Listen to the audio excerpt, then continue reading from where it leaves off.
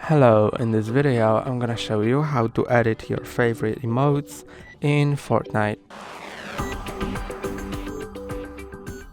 To edit your favorite emotes, click on the locker icon, then Emotes, and here you have 6 slots of your favorite emotes.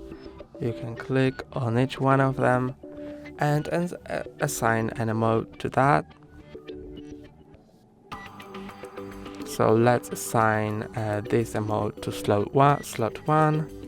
Then you can click here to go to slot 2 and choose another one. Remember to click on equip after you choose an emote. Here, equip. Okay.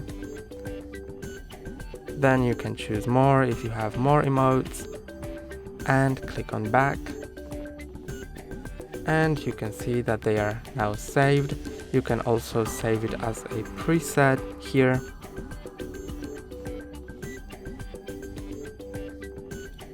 And that's all for today. Don't forget to like and subscribe. See you next time.